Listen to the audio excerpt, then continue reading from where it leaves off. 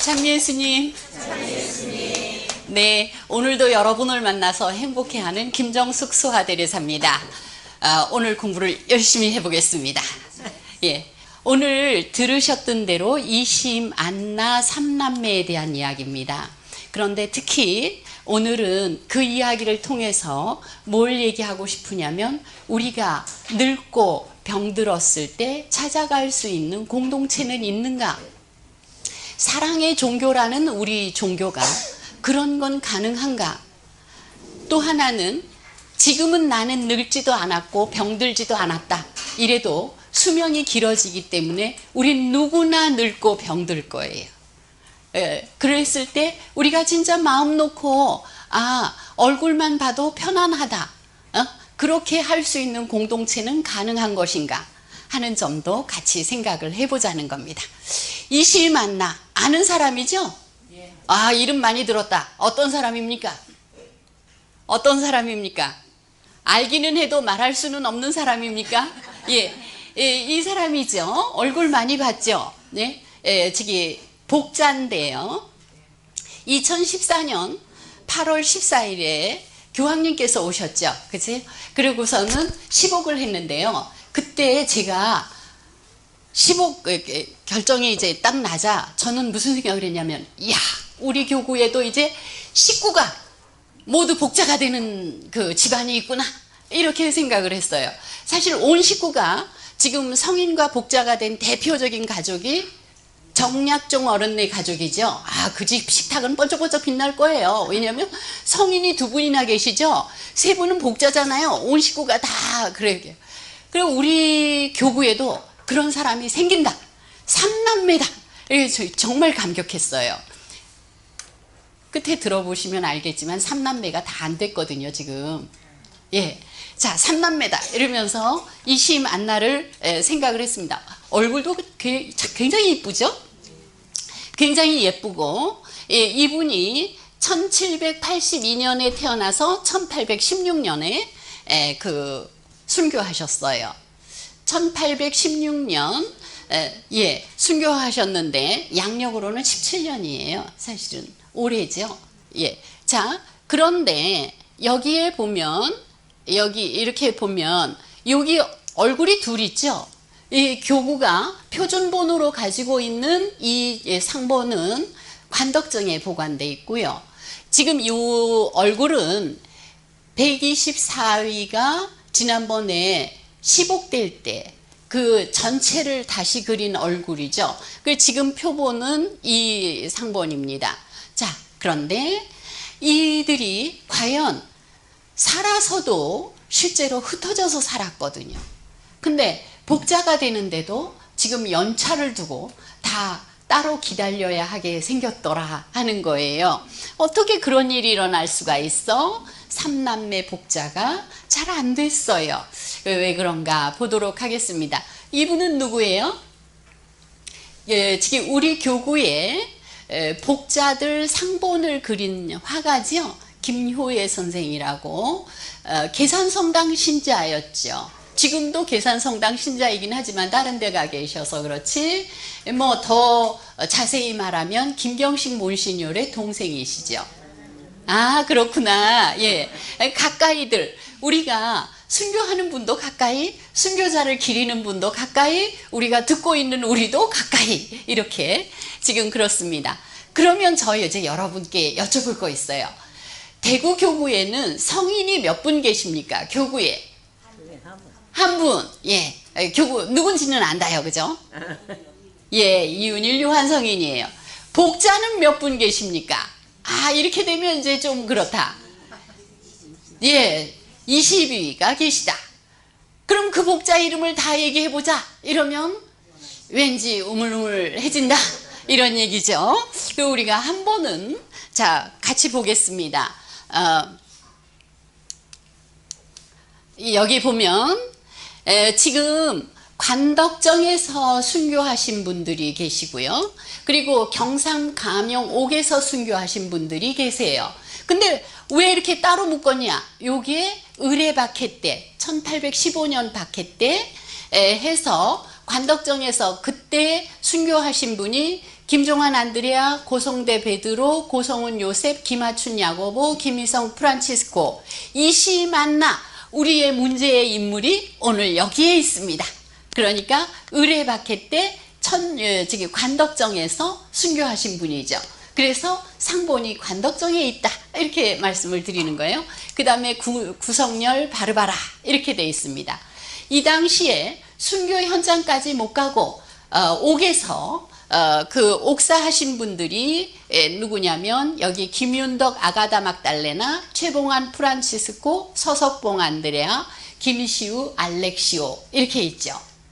그 다음에 정예박해 때 관덕정에서 세 분이 돌아가셨고 정예박해 신자들은요 체포돼서 12년간 감옥살이를 했어요. 그래서 기해박해 때 순교했거든요. 신앙으로 12년간 감옥에 잡혀 있다가 그것도 목 잘려서 순교했다. 이런 건 엄청나지요. 그 분들이 여기 세 분, 박사희 안드레아, 이재행 안드레아, 김사건 안드레아. 여기 안드레아 계십니까? 이분들은 다 감옥에서 서로 안드레아라고 부르기가 참 힘들었을 거예요. 같이 살면서. 예. 그 다음에 감영옥에서 박경화 바오로, 김세박 암브로시오, 안군심 리카르도 이렇게 20분이 계십니다.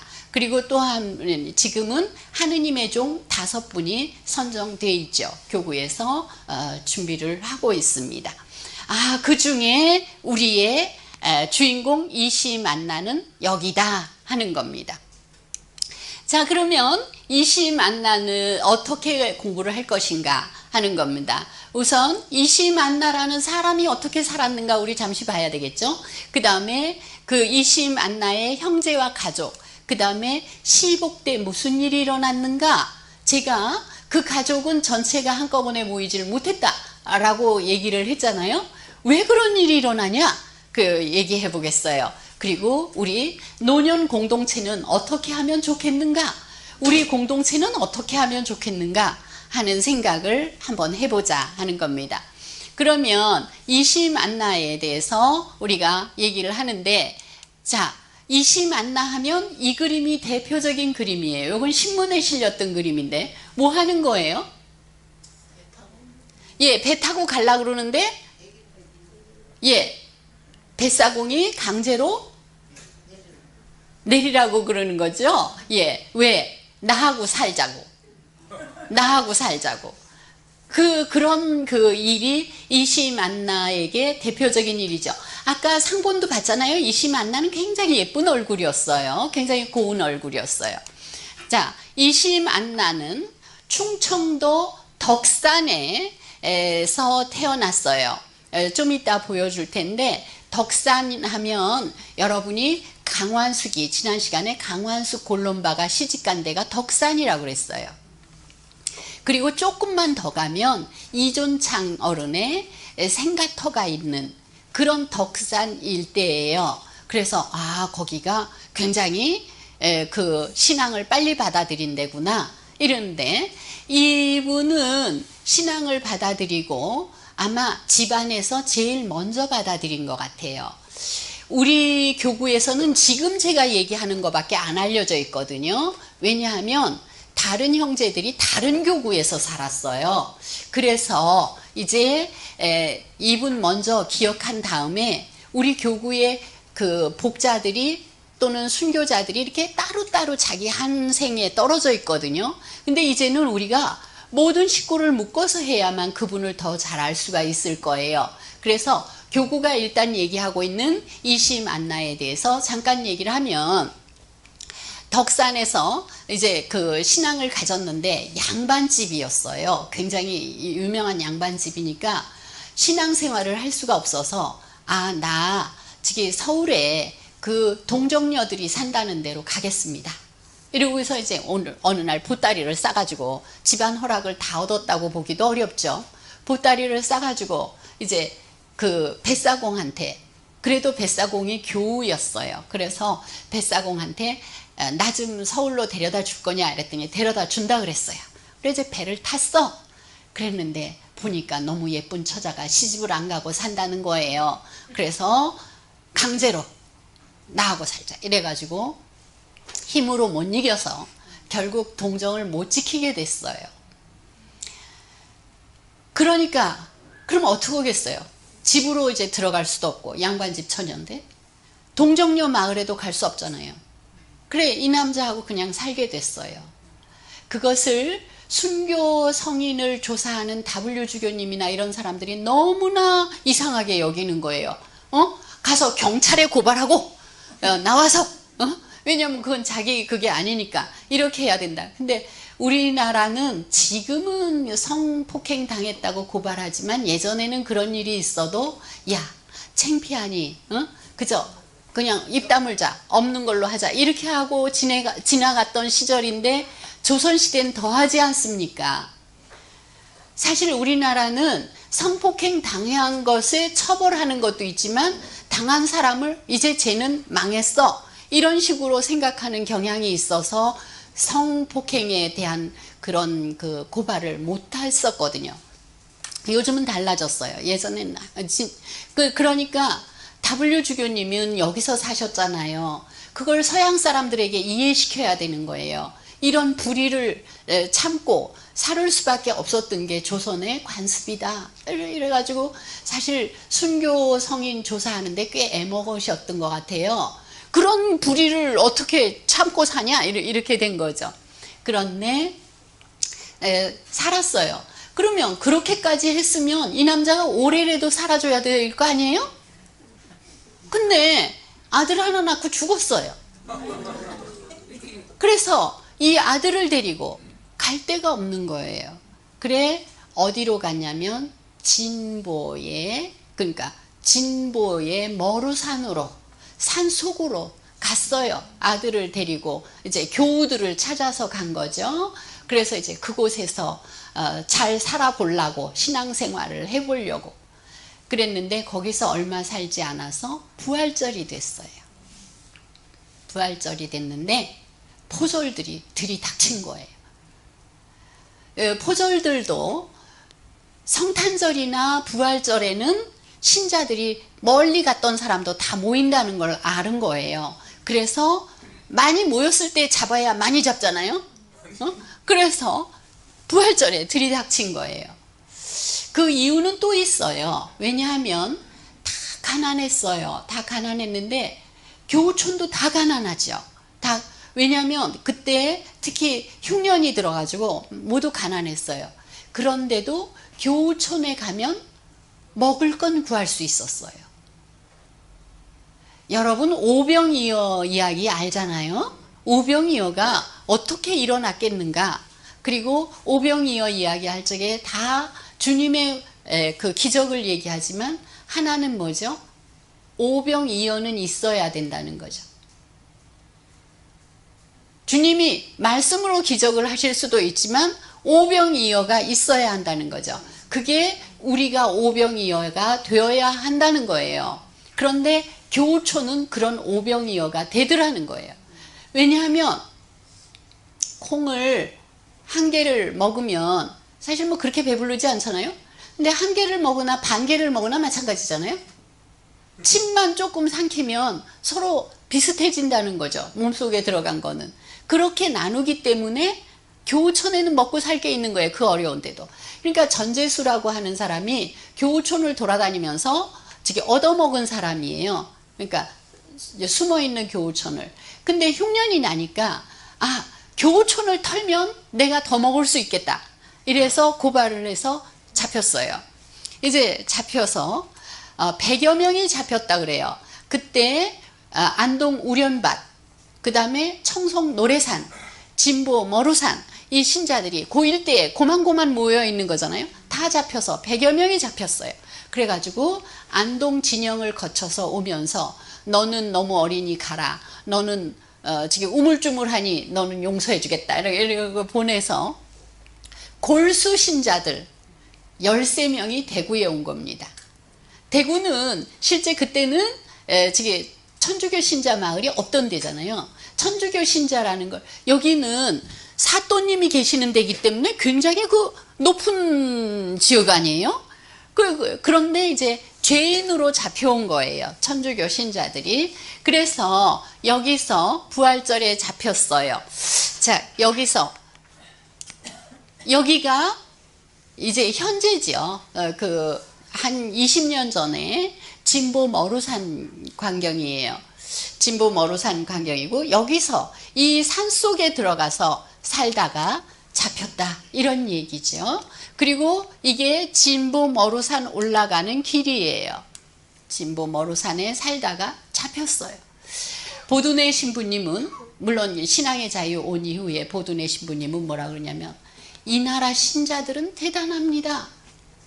꼭 초대교회 사도들이 서로 사랑하는 것 같습니다. 이렇게 얘기를 해요. 그래서 전 세계에서 우리나라 교회가 기적이라고 하는 거예요.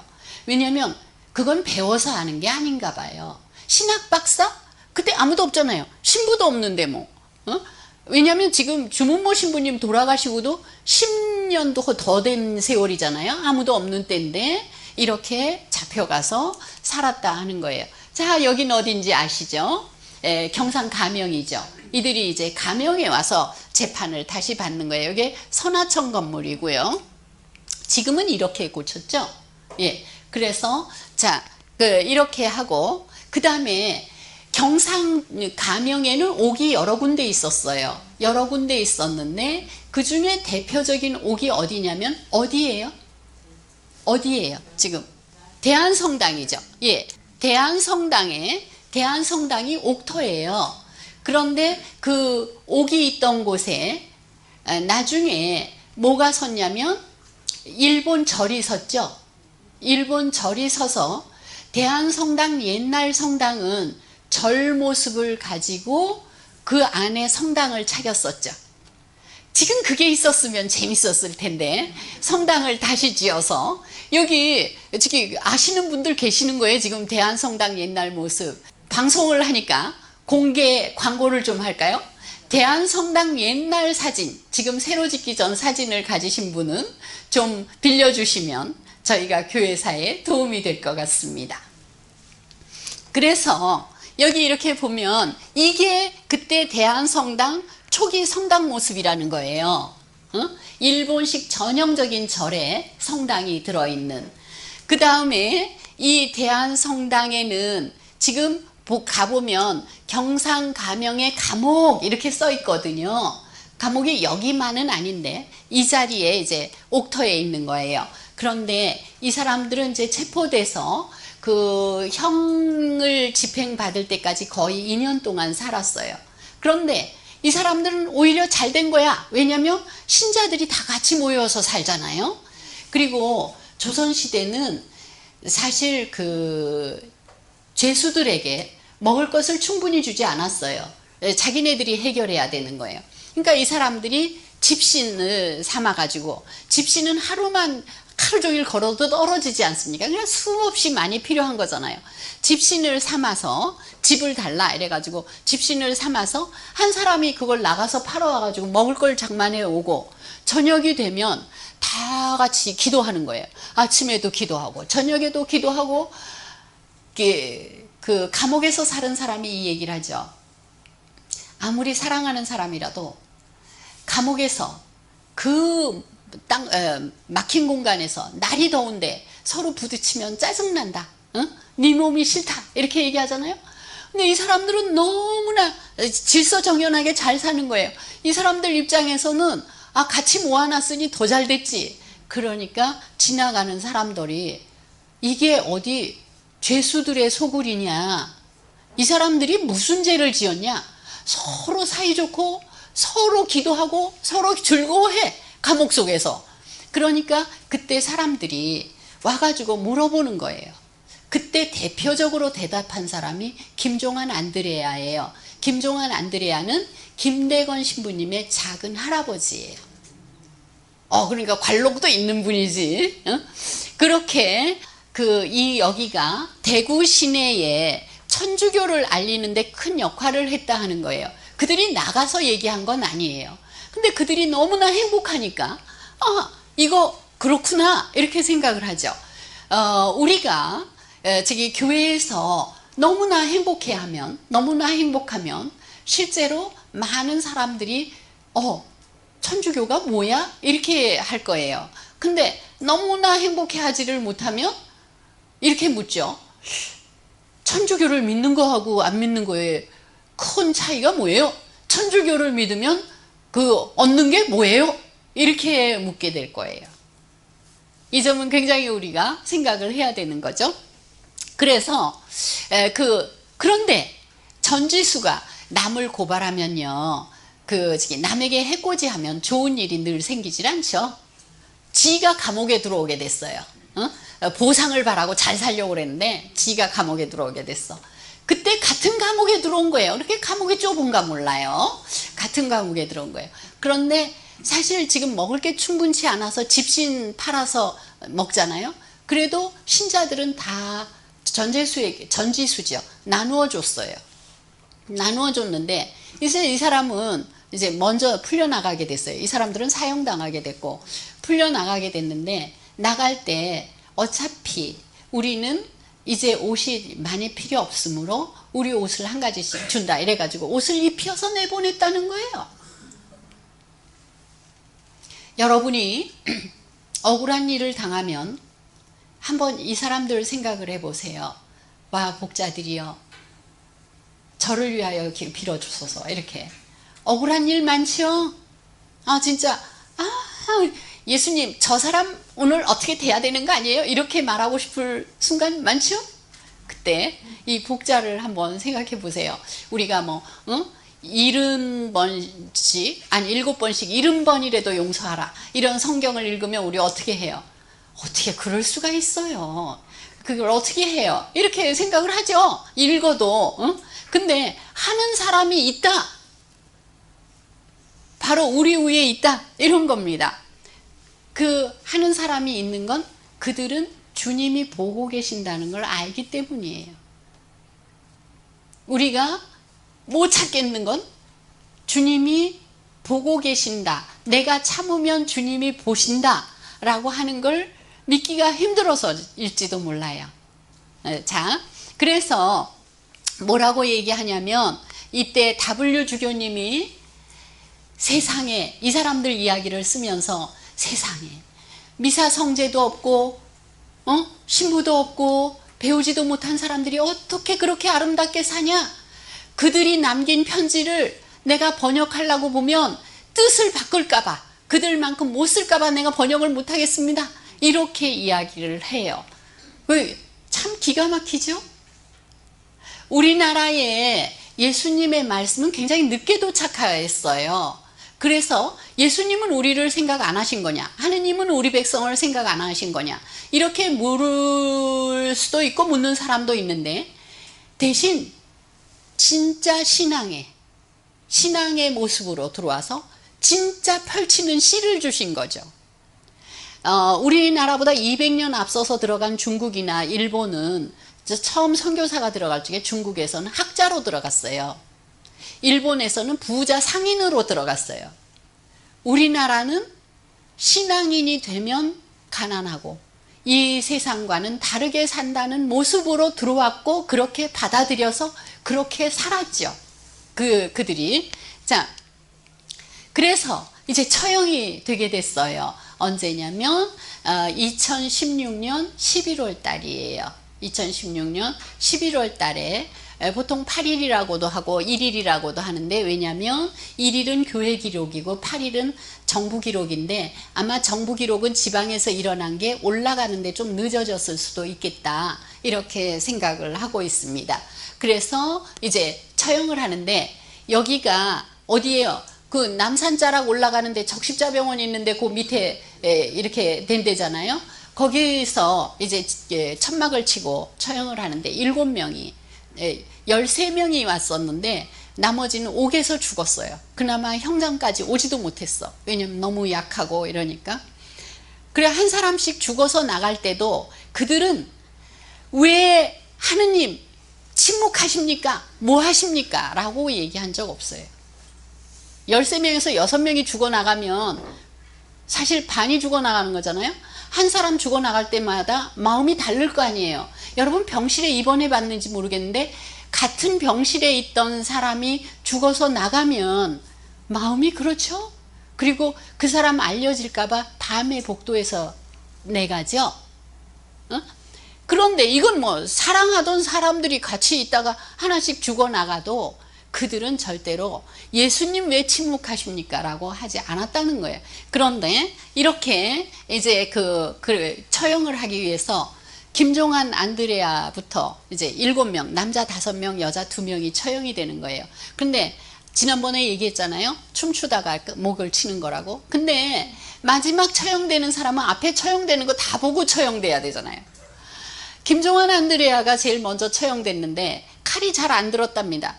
그래가지고 목을 치고 목이 안 끊어져서 한참 기다리다가 목을 또 쳤답니다. 그러니까 그 김종환 안드레아 얼마나 고통스럽겠어요. 이 목이 잘라져서 있는데 그런데도 양순하게 자세 하나 안 바꾸고 참고 있더라는 거예요. 기가 막히죠? 그런데 이제 그 다음에 2번째, 3번째, 4번째, 5번째 남자를 다 죽였어요. 그러니까 이제 사또가 또 묻는 거예요. 아니 너희 여자는 왜 죽으려고 그러냐, 미련맞게. 너희는 여자니까 지금이라도 안 믿겠다고만 하면 당장 살려주겠다, 이렇게 얘기를 했어요. 그러니까 이심 안나가 대답하는 말이 뭐냐면, 어떻게 그렇게 이치를 모르십니까? 아예 사또 삐지겠지, 이렇게 말하면. 어떻게 그렇게 이치를 모르십니까? 남자라고 천주를 공경하고 여자라고 천주를 공경하지 말란 법이 있습니까? 그런 소리 말고 어서 죽이십시오, 이렇게 얘기를 했어요. 그리고서는 그때 구성열 발발하였거든요. 2명이. 그 2 여자가 한꺼번에 뭐라 그러냐면, 잠시 지나가는 목숨을 보존하려고 영원한 생명, 영원한 행복을 잃어버릴 수 없습니다. 지금 예수 마리아께서 오라고 하시니 얼른 우리를 죽이십시오, 이렇게 말해서 죽었다는 겁니다. 자, 이 세상은 잠시고 우리에게는 영원한 순간이 있다는 것을 그들은 믿은 거예요. 그래서 우리가 정말 참을 수 없는 일이 일어났다, 이렇게 얘기하면 지금 참는 건 잠시고 영원한 행복은 하늘에 있다, 이렇게 생각을 하시면 머리가 좋으면 계산을 우리가 잘 할 수가 있죠. 하늘에 있는 걸로 하자, 이렇게. 자, 그래서 이 관덕정에 그쪽에서 처형이 되고 이제 그 다음에 사람들을 대충 그 사장에 묻었죠. 그래서 6달쯤 지난 뒤에 11월 다음 해 3월쯤에 그 신자들이 몰래 와서 이제 시신을 가져가려고 그랬어요. 시신이라도 제대로 묻어줘야 되잖아요. 그래서 가져가려고 그랬는데 너무나 그 위험하니까 밤이 늦기를 기다렸어요. 그랬는데 어떤 일이 일어났냐면, 관덕정은 저쪽이잖아요. 그런데 이쪽 계산성당 일대, 이쪽 시장 일대가 왜 관덕정에서 했는지 아세요? 남문시장이 예전에 연매시장 자리죠. 거기 사람들이 많이 모이잖아요. 그러니까 사람들이 많이 모이는 장터에서 처형한 거예요. 근데 상점 있는 데서 처형 못 하잖아요. 장터 끝에서 해야 사람들이 장 보는 사람들이 다 일로 오지. 그래서 그 장소인 거예요. 지금 남문시장은 저기 밖에 있는데 저쪽에 향교 가는 길에 있잖아요. 그건 일제가 남문시장을 이사시킨 거예요. 그래서 이렇게 이해하시면 돼요. 그래서 관덕정이구나, 이렇게. 그래서 묻었어요. 그런데 이 시장 일대에 지금 여기 우리 서 있는 이 일대에 검은 구름이 껴가지고요, 불을 켜고 해도 그 불이 그 무덤 있는 데까지밖에 안 비추는 거예요. 여러분 왜 안개 잔뜩 꼈을 때 운전하고 가다 보면 헤드라이트 앞밖에 안 보이잖아요. 앞에 있는 차가 잘 안 보여. 그런 식으로 돼서 하늘이 도왔다는 거예요. 그래서 7사람을 꺼내보니까 벌써 몇 달이 지났잖아요. 그런데 구성열 발바라의 시신만 약간 짐승이 먹었고 대충 묻었으니까 다른 시신은 정말 그대로 있더라는 거예요. 그래서 그 7사람인데 신자들이 옮겨서 7사람을 다 따로따로 묻어줄 여력이 없는 거예요. 그래서 구덩이 3개를 파가지고 나눠서 묻어줬는데 현재 어디 있는지 모르잖아요. 현재 어디 있는지 모르죠. 그게 복자들이에요. 그래서 이제 우리나라에 성인이 나올 때 관덕정 자리에 그렇게 많은 사람이 아름다운 신앙을 고백하고 그들이 하늘에 올라가서 우리를 위해서 전구하고 있는데 이곳에다가 관덕정을 짓자 이렇게 된 겁니다. 그래서 관덕정과 대한성당 9월이 되면 예전에 좀 했었죠. 그 순교 체험이라 그래가지고 대한성당 가명에서 시작해서 대한성당으로 해서 쭉 걸어서 관덕정에 딱 와가지고 처형되는 그런 그 연극을 했었어요. 그래서 신자들이 이렇게 쭉 따라다니면서 9월 순교 체험이라고 그래가지고 했었죠. 하신 분들도 있을 거예요. 자, 이렇게 관덕정과 대한성당은 굉장히 아름다운 그리고 신앙을 고백한 장소다. 그래서 그곳에서 기도를 하시면 또 남다른 어떤 정구가 있을 거예요. 그 교구가 그렇게 교통이 편리한 곳에 성지를 가지고 있다는 것은 대단히 축복받을 일이에요. 성지는 계속 멀리가 있는 편이잖아요. 자, 그러면 이제 얘기를 하겠어요. 거기까지가 이시 만나에 대한 이야기예요. 근데 우리가 이시 만나에 대해서 좀 더 알 수 없냐? 그러려니까 제가 보니까 오빠도 순교했고 남동생도 순교한 거예요. 그래서 오빠 따로 순교 기록이 있고 남동생 순교 기록이 따로 있는 거예요. 우리는 사실 교회사가 지금 순교를 어떻게 했느냐만 모아놓은 거거든요.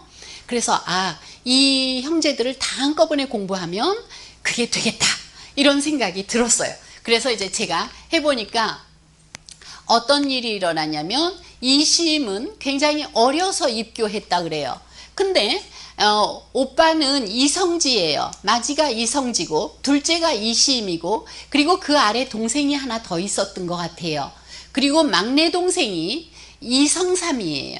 이성삼 요한인데 요 사남매가 그 어디서 살고 있었냐면 덕산에 높은매라고 해서 지금은 예산군 고동명 몽곡리라고 하는데 무관을 지낸 양반집이에요. 한평이 씨의 집안이에요. 그랬는데 이상하게 그리고 이때는 언제냐면 정조임금님 시대예요. 이분은 정조임금님이에요. 그리고 이제 정조임금님이 돌아가시고 고향을 떠나게 되는 거죠. 자, 그런데 이때 덕산은 이미 많은 신자들이 있던 데고 강완숙 그 골롬바가 시집가 있는 데고 그리고 홍랑민 이런 그 강완숙 시가댁 홍씨들이 이곳이 고향이다 하는 거예요. 강완숙 시가댁은 어떤 집이라고 그랬어요? 우리나라 최초의 신자라고 하는 세례도 못 받고 죽었다고 해서 그 사람이 어디 봉화에 있는 홍류한의 그 일가라고 얘기를 했죠, 지난 시간에. 그러니까 강완숙은 우리 교구와는 큰 그게 없는데도 실제 다 같이 연결된 사람들인 거예요. 다 하나의 교회인 거죠. 그런 곳에 이 오빠가 기록을 보니까 1801년 2년쯤 영세를 했어요. 특이하지 않아요? 왜냐하면 1801년에 지금 모든 사람이 다 죽고 1802년까지 연결돼서 죽는 때에 영세를 했단 말이에요. 그러니까 이 집안은 아마 이시만나가 먼저 영세를 했던 것 같다. 왜냐하면 어려서 했다고 그러는데 1802년이면 이시만나가 18, 9 이렇게 되거든요. 그걸 어려서라고는 안 하거든요. 그리고 아마 집안이 신유박해하고 무슨 연결이 있었나 봐요. 집안 중에. 그러니까 이 오빠가 영세를 했어요. 그리고 그 집안이 영세를 했는데 아버지는 물론 안 하죠. 아버지는 안 하고 이제 그 동네에서 살 수가 없어서 이 사람들이 고향을 떠났어요. 다 같이 떠났어요. 아마 이시만나가 동정녀들을 찾아간 때가 아마 그때쯤이지 싶어요. 이제 집안 식구가 다 동네를 떠나면서 나는 그럼 동정녀 사는 데 가겠다. 근데 어디로 가서 살았겠느냐 하는 거예요. 이들이 잡힌 곳은요, 여러분 왜 고산 성당 있죠? 전주에 고산성당 그쪽 신자로 잡혀요. 그러니까 그 지역에서 잡혀서 언제 잡히냐면 이심 안나가 죽고 난 뒤에도 한 12년쯤 지나서 신태보가 잡힐 때가 정예박해이거든요. 그때 이제 온 식구가 잡혀요. 13명이 다 잡혔어요. 13명이 다 잡혀서 그 동생은 공부를 많이 해서 그 교리서를 베껴서 사람들에게 줬기 때문에, 나눠줬기 때문에 사람들마다 다 잡히면 그 사람이 베껴줬다 이래서 매를 너무 맞아서 그해 옥에서 죽어요. 그리고 오빠는 이제 옥살이를 해서 옥살이를 거의 9년 가까이 해서 결국 이 사람들 12년 동안 기다렸다 처형한다고 얘기했죠.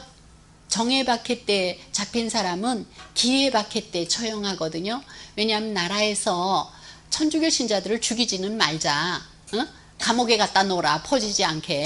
그래 감옥에 갖다 놓는데 이제 기해박해 때 서양 신부들도 막 와 있다 이러니까 천주교 신자를 다 잡아서 죽여라. 그래서 그때 감옥에 있던 사람들이 잡혀서 죽게 되는 거예요. 그래서 대구에도 12년 동안 감옥에 갇혀 있었다는 이유가 그거예요.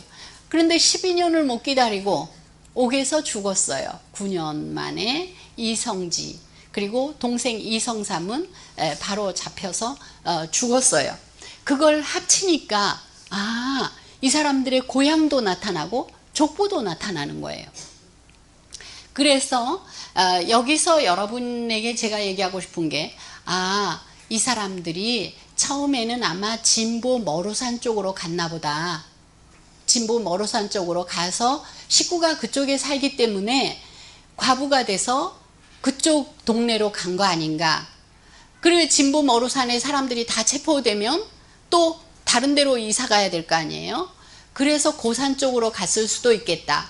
그리고 식구가 다 한꺼번에 가지 못하고 나눠서 갈 수도 있잖아요.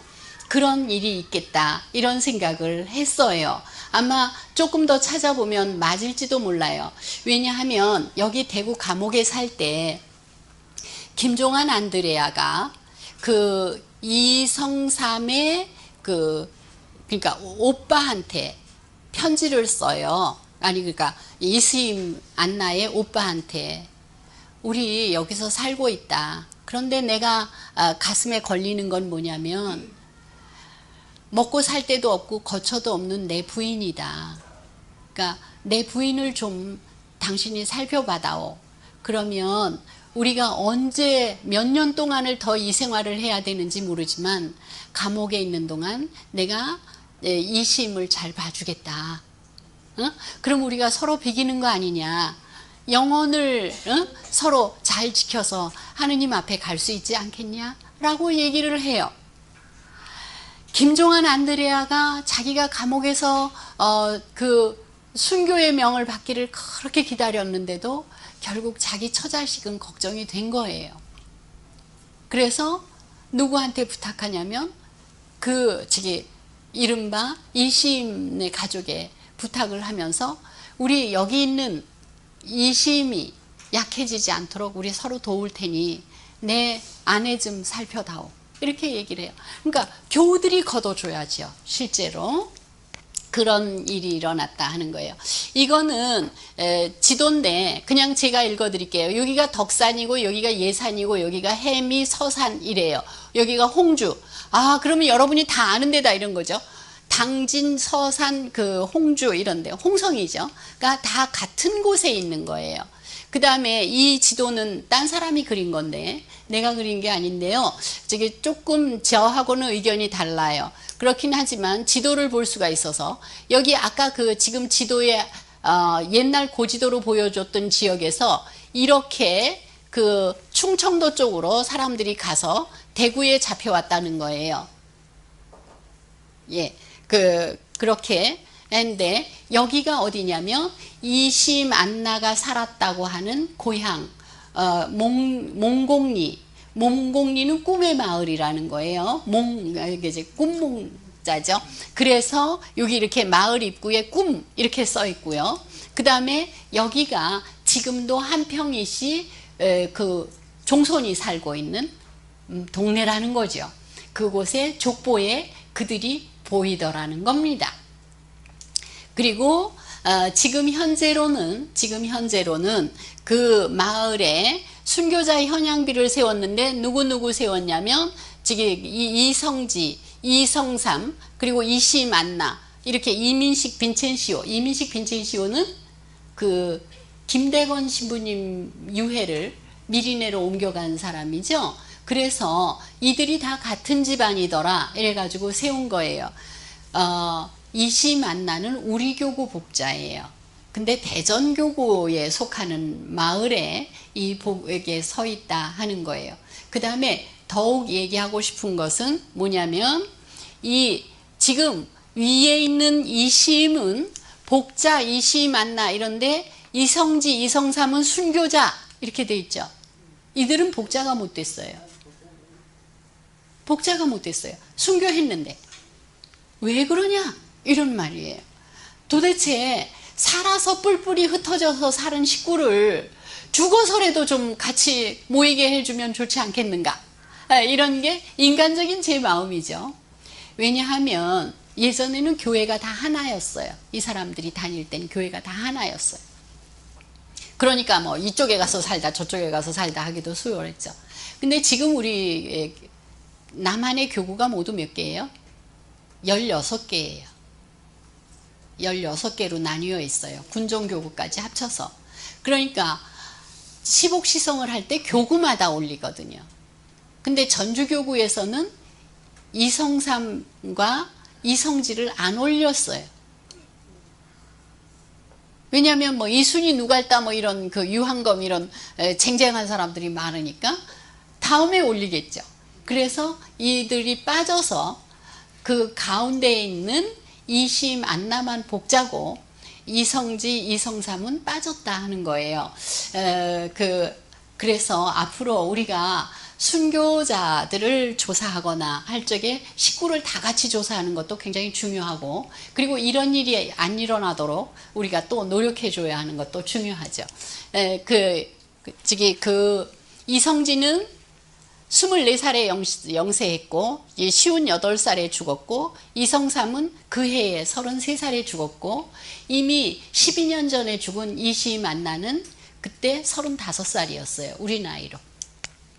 김종환 안드레아가 얘기했죠. 우리가 몇 해 동안이나 더 이와 같은 고통을 당하게 될는지는 모르지만은 내가 살아있는 동안은 할 수 있는 대로 따님의 용기를 북돋아 주겠습니다. 이렇게 하면 서로 보상이 될 것입니다. 교우에게 부탁을 하는 거죠. 요게 그 W 주교님이 이시만나에 대해서 쓴 기록이고요. 요게 이제 이성지에 대한 그 기록이 우리 정부에서 남긴 문헌에 남아 있는 거예요. 그리고 이제 제가 얘기하고 싶은 건 이산가족, 이산복자인데 그들은 교우에게 부탁했죠, 전부. 그리고 교우촌에 가면 먹고 살 수가 있었잖아요. 그런데 우리 성당에 병들은 교우가 오면 마음 놓고 먹고 살게 해줍니까? 근데 제가 얘기했잖아요. 뭐라고 얘기했냐면 우리 누구나 다 병들고 늙는다고. 그게 남이 아니라니까요. 나라니까요. 시간이 지나면 내가 늙고 병드는 거예요. 어떻게 나는 그럴 수 없다. 그럴 수 없지요. 근데 어떤 사람이 이렇게 얘기하더라고요. 비상을 먹고 살아난 사람은 봤어도 나이를 먹고 살아난 사람은 못 봤다고. 그죠? 네. 그래서 사랑의 종교, 그런데 수명이 길어진 우리에게는 더욱 그거다 하는 거예요. 자, 이제 여러분에게 그럼 독신 노년의 영성 생활은 어떻게 할 수 있겠는가? 그런데 저도 이게 참 고민이고 우리 교회도 이것을 신경 써줬으면 좋겠어요. 근데 그 중에 한 예를 내가 여러분에게 오늘 드리면서 같이 생각을 해보고자 해요. 여러분 엄마가 수녀가 된 이야기 알아요? 읽었어요. 예, 읽었어요. 예. 이 저자는 신부예요. 최영철 신부인데 최영철 신부의 엄마는 수녀예요. 여러분이 이게 무슨 소리야? 이렇게 생각을 하고 싶죠, 지금? 응? 자, 잘 들어보세요. 그러니까 제가 결론적으로 말하면 뭐예요? 우리도 노년을 어떤 영성 생활을 하는 공동 생활을 할 수도 있겠다. 그런 얘기를 하고 싶은 거겠죠. 자, 이 최영철 신부님이에요. 요게 그 어머니가 있는 수녀원이에요. 여기가. 예, 여기가 수녀원이에요. 자, 이게 어디냐면 순교복자수녀회인데요. 순교복자수녀회는 순교복자수녀회가 있고, 그 다음에 순교 성직복자수도회가 있죠. 남자수도회가. 그리고 또 하나 빨마수도회가 있어요. 이 빨마수녀원 얘기예요. 지금 제가 얘기하는 건. 예, 그러면 그게 어떻게 그게 됐냐, 어떻게 그게 될 수 있냐 하는 겁니다. 뭐냐면 여기에 박유룡 신부죠. 그 창설자가 순교복자수도회 창설자가 박유룡 신부님인데, 신부님은 처음부터 어떤 생각을 했냐면 혼인했던 사람들도 영성생활을 할 수 있다, 그런 생각을 했었어요. 빨마수도에 잠깐 설명하면 1962년에 회원 5명이 시작해서 결국 30년 후에 부산교구에서 인정을 받았어요. 30년 동안 같이 모여서 수도 생활을 하다가, 그러면 어떻게 그런 일이 일어났느냐 하는 거예요. 빨마수도에는 처음 시작을 미망인이나 결혼했던 사람들이 시작한 데였어요. 자, 한국 전쟁이 일어나자 사상자가 100만이 넘었다는 거예요. 그런데다가 여러분 알죠? 거의 이산가족이, 서로 왔다 갔다 하는 이산가족이 1000만이 넘는다고. 미망인이 50만쯤 되는 거예요. 그때는 여자가 아직 직장에 나가서 돈을 벌 때가 아닌 거예요. 그러니까 갑자기 생활을 담당해야 하는 여자들이 있고, 여자들 생활이 너무 비참한 거예요. 그때 신부님은 그 여자들에게 무슨 도움이 되게 하고 싶다. 이래서 그들에게 이제 정신적인 어떤 그걸 하면 좋겠다, 이렇게 생각을 하셨죠. 그래서 처음에는 복자수녀회 제3회로 출발을 했어요. 3회로 출발을 했는데, 같이들 모여서 살면 더 낫지 않겠는가, 이렇게 생각을 했어요. 그때 이제 이 최영철 신부님의 어머니 이름이 안영옥이에요. 안영옥인데, 이분은 결혼을 했는데 6.25가 일어나자 남편이 그 공산군에게 잡혀서 매를 맞아가지고 전쟁이 끝나자 죽었어요.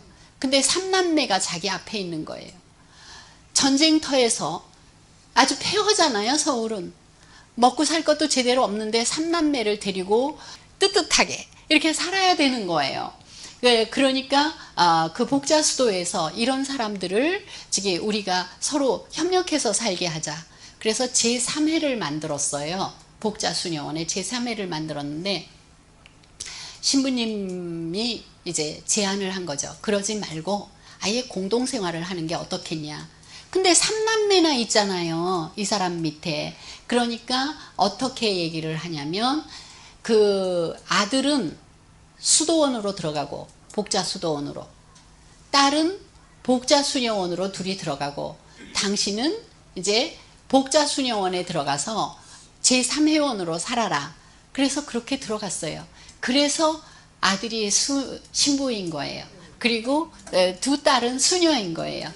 이제 그랬어요. 그래가지고 여러분, 수녀원에서 평신도가 수녀들하고 생활을 하려면 얼마나 힘든지. 왜냐면 평신도는 평신도니까 5년을 살고 이 사람이 병이 난 거예요. 그러자 당시에 본당 신부님이 오셔서 이 사람 따로 나가서 살게 해라. 그러니까 수녀원에서 뭐라고 하냐면, 공동생활인데 혼자는 못 나간다. 그러니까 같이 나가야 된다. 이래서 이 사람이 같은 미망인들을 구하기 시작하는 거예요. 미망인을 구해서 지금 여기 보면 하복순이라는 사람을 제일 먼저 해서 둘이 나가서 살면서, 김복수, 이영자, 손정숙 이런 사람들이 들어와요. 손정숙은 미망인은 아니에요. 결혼 안 한 처자인데, 그 수녀가 되겠다고 거길 찾아가니까 복자수녀회에서 너는 복자수녀원으로 들어와라. 왜냐면 복자수녀원은 처자들이 하는 데니까. 그러니까 아니요, 나는 여기 들어가서 살래요. 그러면서 나는 이분들을 어머니처럼 모시고 살고 싶어요. 나는 어머니가 필요해요. 그래가지고 저기에 들어가서 5명이 시작을 했어요. 공동생활을. 힘들었겠죠. 응? 공동생활을 시작을 해서 5명이 시작을 해서 30년 동안 정식 인가를 받지 못하고도 그들은 꿋꿋하게 자기네들이 수녀원이라고 생각을 하면서 수도 생활을 한 거예요. 그래서 문제는 뭐냐면 집이 없는 거예요. 마땅한 집이 없는 거예요. 5명의 공동. 그래서 집을 이제 성당 같은 데서 집을 빌려서 장만을 하려고 열심히 하면서 그 집을 빌렸는데 신부님이 바뀌면 아니 과부 때가 무슨 수도 생활이냐 가짱캐 그러면서 집을 비워라 이래가지고 이사도 여러 번 했던 모양이에요. 근데 마땅한 집이 없으면 다음에 들어오겠다는 수련생을 받을 수도 없지 않습니까? 아니 그 사람들이 어떻게 사나 보고라도 살아야 되는데 보고 잘 집이 없으면 글로 누가 들어오겠냐고요. 그런데도 자꾸 늘어나는 겁니다. 그래서 집을 여러 곳에 옮겨요. 부산에서 초장동에서는 몇 명씩 겹쳐 자기도 했다. 왜냐면 들어오는 사람은 많고 집은 없으니까. 그래서 지금 그 미 대사관 건물도 했고 그랬는데 지금은 집을 마련했죠. 아까 보여드렸잖아요. 보여드렸고 그 다음에 여기 보면 이런 그 수도원 안에 성당이에요. 수도원 안에 성당을 지은 그런 대대적인 그 수도원으로 발전을 했어요. 근데 이분들은 아주 특수한 영성이 그 뭘 하냐면 주로 사제들 그 식복사이죠. 근데 개인 사제는 아니고 신학교 또는 그 교구청 이런 식의 큰 그리고 이제 그 다음에 학생들 외에 그 학교 안에 있는 매점 이런 주로 어머니 모성을 가진 그 어머니들이 할 수 있는 일을 하고 있어요. 그런데 지금은 저기 미망인들이 안 들어가고 거의 뭐 저기 그 이른바 처자들이 들어가고 있죠. 미망인이 안 들어가고. 그런데 제가 이제 이 역사를 처음으로 이제 논문을 내는 길에 제가 그걸 읽게 됐어요. 이제 그러면서 제가 강조를 했죠. 앞으로의 생활은 이게 중요할 겁니다. 왜냐하면 결혼해서 산다고 이제 살았다고 정결 생활을 못하는 건 아니잖아요. 그러니까 그러한 그 앞으로의 이게 임무가 될 것입니다. 그리고 그들의 회원에는 살아있다는 거예요. 그게 살아있어서 그게 가능할 거다. 이렇게 얘기를 해요. 여러분 우리가 다 같이 수녀원으로 들어가자는 얘기가 아니고요. 그거 하면 좋죠. 근데 안 받아줄지도 모르니까. 사실은 공동생활이라는 것은요. 4~5명씩만 해도 진심으로 서로 나눌 수만 있다면 아파도 그게 위로가 되고요. 먹을 게 없어도 견딜 수가 있어요. 이건 하나의 아이디어죠. 우리 봉헌회원들 많잖아요. 제3회 뭐 이런 사람들. 근데 그것도 대대적인 조직을 해서 누가 누구의 봉헌회인지도 모르고 이렇게 해서는 그건 그걸로 하시고 이렇게 이런 그 작은 그 공동체 예를 들어서 같은 아파트에 서로 뭐 같은 동에 있으면 층을 달리 살면서도 그러한 생활을 해나갈 수도 있지 않습니까? 교회는 그런 사람들을 그 지도하고 도와줄 수도 있겠죠. 그러면 여러분이 나보고 소공동체지 그게 뭐 이렇게 얘기하겠지만 소공동체는 또 오늘날 너무 조직하기 위해서 모여 있잖아요. 지금 공동 영성 생활을 하는 것은 조금 더 다를 거예요. 개인들이 자발적으로 이걸 모임을 맞아야 될 거예요.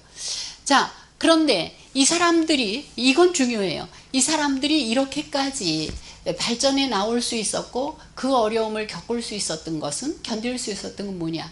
그들의 기도 생활과 규칙 생활인 것 같아요. 그리고 사실은 그 복자수도회나 또는 복자수녀원에서 이들을 정기적으로 방문해서 가르치고 뭐 이렇게 같이들 했어요. 그러니까 우리가 복자수도회 갈래라고 얘기를 하는 거죠.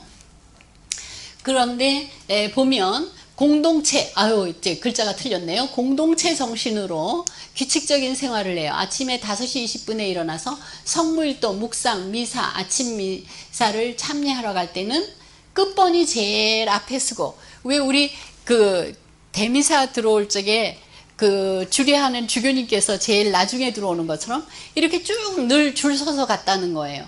줄 서서 가니까 사람들이 보고 쟤네들은 유치원 애들 같이 저게 뭐냐 뭐 이렇게 했다는 거죠. 근데 제가 이 말을 믿는 게요, 이분들 이제 각각 수도원에 가면 이제 참여를 하잖아요.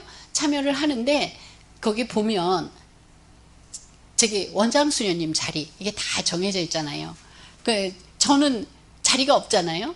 근데 제 자리를 원장 수녀님 옆에 만들어 놓고, 그 다음에 기도를 하는데 그 기도 소리가 그렇게 아름답더라고요. 그러니까 이런 어려움을 견딜 수 있었겠구나, 이런 생각을 하게 됐어요. 자, 이분들이에요. 지금은. 그리고 이렇게 이분들이고, 자, 이런 여러 가지 그 소임을 하고 있는데요. 자, 여러분에게 이제 제가 얘기하겠어요. 제가 이제 방법은 하나 얘기해 드렸죠. 이제 서로 의논해서 해야 되죠. 근데 왜 우리가 해야 하는가 하는 겁니다. 왜 우리가 해야 되는가? 왜냐하면 우리가 그런 게 있으면 가고 싶으니까. 성서에 그랬죠. 너희가 대접받고 싶은 대로 대접하라고. 그러면 누가 만들어 놓은 다음에 가려고 하면 누가 만들겠어요? 결국은 우리가 필요하니까. 그리고 그것을 하려면 아마 어려울 거예요. 그러나 아이디어는 제가 오늘 던졌고요. 그 다음에 오늘 성모님 고통의 그 성모님 기념일이죠. 제가 영화 중에 여러분 패션 오브 크라이스트라고 하는 영화 보셨죠? 거기에 보면 예수님이 십자가에 달려 있는데 마리아가 그 앞에서 그 십자가를 보면서 그냥 십자가를 보면서 뭘 해요? 땅을 손가락으로 이렇게 파내리는 장면이 있죠. 제가 저거다. 저거 이상 어떻게 했겠는가? 라고 하는 생각을 했습니다. 뭐 울고 뭐 어쩌냐 이런 문제가 아니에요. 그 손가락으로 땅을 이렇게 깊이 파는 그 장면이 있어요. 우리가 무언가를 세우려면 그만한 곳에 참여해야 할 겁니다. 그리고 나면 우리에게는 실제로 나눌 수 있는, 그리고 또 다른 사람이 나눌 수 있는 어떤 터전을 마련하지 않겠는가 하는 겁니다. 자, 이심 안나 3남매를 통해서 시복시성에는 어떤 문제가 있는지, 순교자들의 생애를 알 적에는 다 조합해서 알아야 한다 라고 하는 얘기를 했고, 그 다음에 그들이 교우촌을 늘 어려운 일이 있으면 찾아갈 수 있는 공동체가 우리가 있어야 하지 않겠는가 하는 제안을 여러분에게 했습니다. 오늘 여기서 이심 안나 3남매가 복자가 되었어요. 강의를 마치도록 하겠습니다. 고맙습니다.